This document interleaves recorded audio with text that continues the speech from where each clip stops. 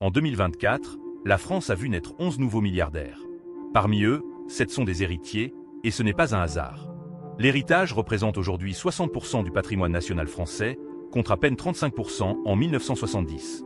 Pour un pays qui se prétend méritocratique, c'est un sacré paradoxe. Si vous regardez cette vidéo, vous ne rêvez pas forcément de devenir milliardaire, mais vous aimeriez sûrement acheter votre logement, partir en vacances plus souvent, faire plaisir à vos proches, bref, profiter d'une vie agréable. Alors, la question se pose. S'enrichir par ses propres moyens, est-ce encore possible dans la France de 2025?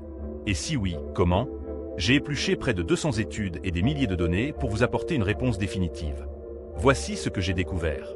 Je suis Elon, votre allié sur la route de la liberté financière. Ma mission, démocratiser l'accès à l'enrichissement et vous donner les clés concrètes pour construire votre indépendance financière, quel que soit votre point de départ. En France, on compte environ 3 millions de millionnaires en dollars, ce qui en fait le 3e pays au monde avec le plus de millionnaires. 5,4% de la population adulte française est millionnaire. Quand on parle de richesse, on imagine souvent des villas sur la Côte d'Azur ou des jets privés. Mais en réalité, statistiquement, être riche, ce n'est pas être millionnaire, loin de là. La richesse en France, c'est avoir des revenus équivalents à 2 fois le salaire médian. Autrement dit, il faut gagner 4 056 € par mois net d'impôt pour une personne seule. Ce revenu peut provenir du travail, du capital ou encore des prestations sociales comme la retraite ou l'assurance chômage. Pour un couple avec 2 enfants de moins de 14 ans, on parle plutôt de 10 138 € net d'impôt par mois. 4,7 millions de personnes vivent au-dessus de ce seuil de richesse en France. Ça peut paraître beaucoup, mais ce nombre est en fait en déclin sur la dernière décennie. La richesse ne se limite pas aux revenus. Bien sûr, si vous suivez cette chaîne, vous le savez, le patrimoine entre en jeu. Ce patrimoine est un stock de richesse qui peut prendre de la valeur, générer des revenus passifs et se transmettre.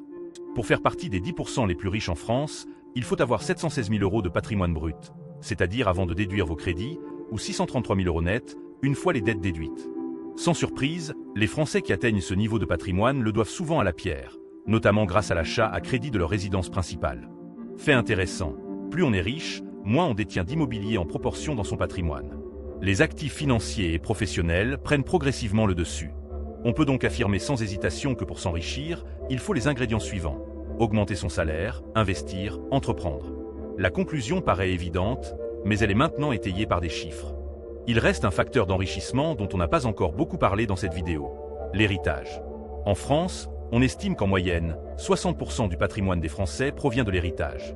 En 1970, c'était seulement 35%. En termes de revenu national, l'héritage représentait moins de 5% dans les années 1950, contre 15% en 2010, selon les calculs de l'économiste Thomas Piketty. Bien sûr, ces chiffres décrivent des grandes tendances. On ne choisit pas où l'on est. Certains d'entre vous qui regardent cette vidéo ont peut-être hérité. Pourtant, vous ne vous sentez pas tous riches. C'est normal. L'héritage n'est pas une condition suffisante pour devenir riche. Par contre, c'est un coup de pouce. Il va vous aider dans votre création de richesses futures. Dans les ménages qui ont hérité, le patrimoine brut moyen est presque 2 fois plus élevé que celui des ménages qui n'ont pas hérité. D'ailleurs, l'héritage n'est pas uniquement financier, il est aussi culturel. Avoir des parents d'origine favorisée procure un bonus moyen de 1 000 € de revenus par mois par rapport au fait d'être né dans une famille modeste. En France, l'inertie du revenu est estimée à 52%. Le revenu parental explique donc une grande partie du revenu de l'enfant une fois qu'il sera adulte. Un enfant de famille aisée a 3 fois plus de chances de rester dans le top 20% des patrimoines que quelqu'un qui est issu d'un milieu modeste. Seulement 9,7% des enfants français, issus des 20% les plus modestes, finissent par accéder aux 20% les plus aisés. Aux États-Unis, ce chiffre est à 7,5%. Si vous êtes riche aujourd'hui et que vous n'avez pas hérité, vous avez probablement plus de 60 ans. 43% de la richesse nationale est détenue par les plus de 60 ans. On fait la même observation dans la plupart des pays occidentaux. Revenons 30 ans en arrière aux États-Unis, en 1990, les baby-boomers détenaient 21% de la richesse nationale américaine à 35 ans. En 2019, les millénials, au même âge, détenaient seulement 3,2% de la richesse nationale. Nous pouvons donc à présent tirer de nouvelles conclusions qui sont claires. Le meilleur moyen de devenir riche, c'est déjà d'être né riche ou d'avoir vécu les 30 glorieuses. Idéalement, les deux, comme Bernard Arnault ou encore Vincent Bolloré. Si vous ne vous retrouvez dans aucune de ces deux catégories, la suite de la vidéo est faite pour vous. Pour s'enrichir, il faut déjà vivre dans un pays où c'est possible. Mais est-ce vraiment le cas en France? En France, notre modèle social basé sur la redistribution est censé créer un environnement plus favorable à l'enrichissement personnel qu'ailleurs. Les aides sociales augmentent le niveau de vie des plus modestes, tandis que les impôts diminuent celui des plus aisés. D'ailleurs, en France, les 40% les plus riches contribuent massivement à la redistribution nationale et paient beaucoup d'impôts. En clair, ils donnent plus à l'État qu'ils ne reçoivent en retour.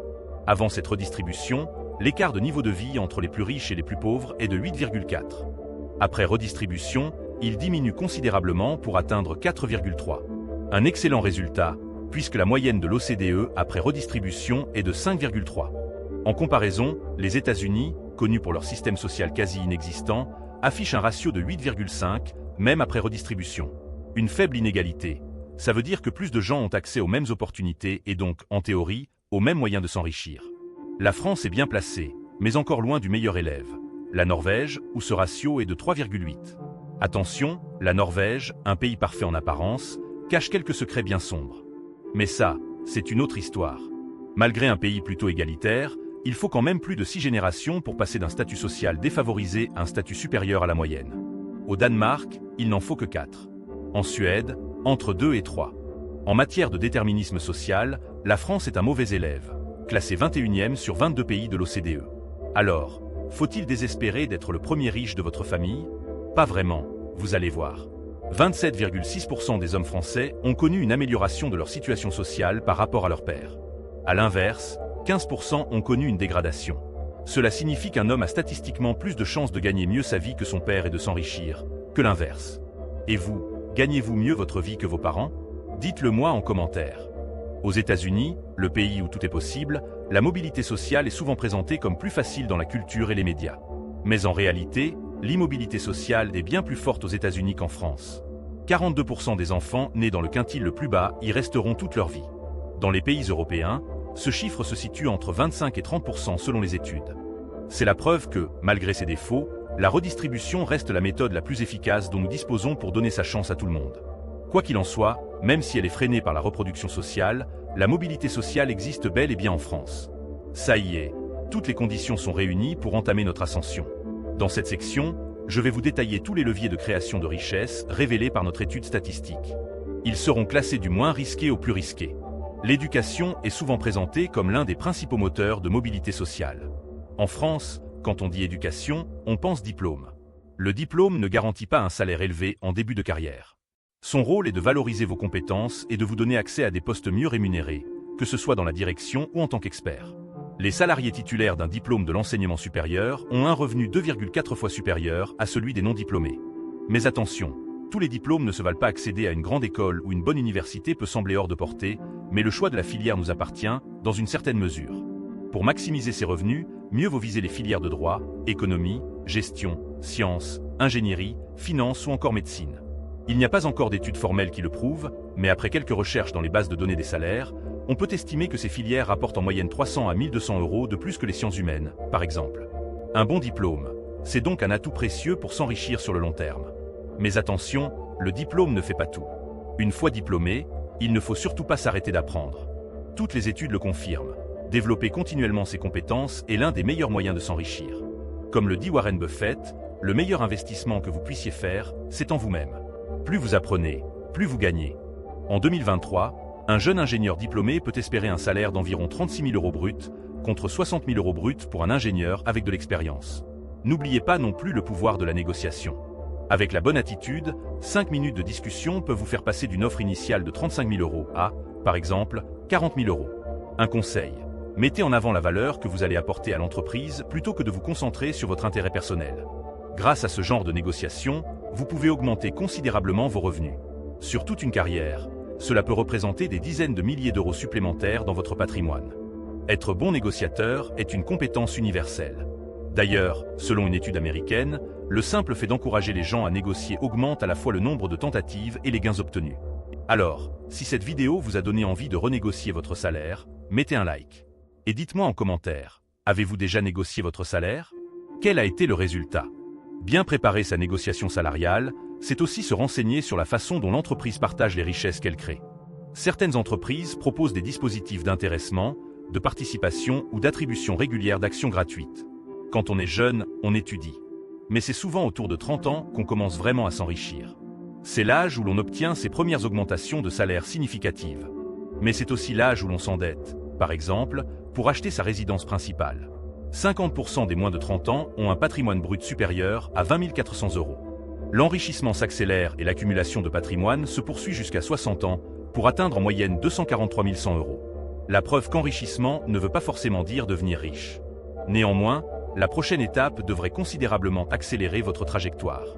En 2021, les revenus des 0,1% les plus riches proviennent majoritairement du capital. À l'inverse, 90% de la population tire l'essentiel de ses revenus de son salaire. En moyenne, les Français mettent de côté 260 € par mois, ce qui représente un taux d'épargne de 18,2%. La moitié de cette somme, soit 9% de l'épargne des Français, dort sur des livrets. Ces livrets, comme vous le savez, battent rarement l'inflation. En réalité, ce placement va vous appauvrir sur le long terme, car vous allez perdre en pouvoir d'achat. Investir ces 260 € tous les mois dans un support qui bat l'inflation, comme la bourse par exemple, permettrait d'accroître votre patrimoine. Évidemment, il faut connaître et accepter les risques associés à cet investissement. Un ETF diversifié, comme un MSCI World, vous permet d'investir dans 1500 grandes entreprises dans 23 pays développés. Son rendement annualisé depuis 40 ans se situe entre 7 et 8%. Grâce à des simulateurs d'investissement en ligne, on peut voir qu'un épargnant qui commence à investir à 30 ans peut atteindre la somme théorique de 294 718 €. Concrètement, cette personne triple son épargne durant sa carrière. Attention, ce calcul ne prend pas en compte l'inflation. On va également ignorer d'éventuels investissements immobiliers qui permettraient d'utiliser l'effet de levier associé au crédit. C'est un des rares avantages à utiliser en France, souvent considéré comme un paradis bancaire par beaucoup d'investisseurs grâce à nos taux d'intérêt fixes. En étant suffisamment patient, vous pouvez vous hisser bien au-delà de la médiane nationale. L'investissement est un levier puissant d'enrichissement. Beaucoup de Français n'imaginent même pas pouvoir accéder à ces leviers. Ma mission, c'est de redonner le pouvoir aux investisseurs en les éduquant. Dans les années 90, il y avait 7,2 millions d'actionnaires en France. En 2014, ce nombre est tombé à 3,7 millions. Aujourd'hui, il atteint à peine 3 millions. De moins en moins de gens investissent pour leur avenir.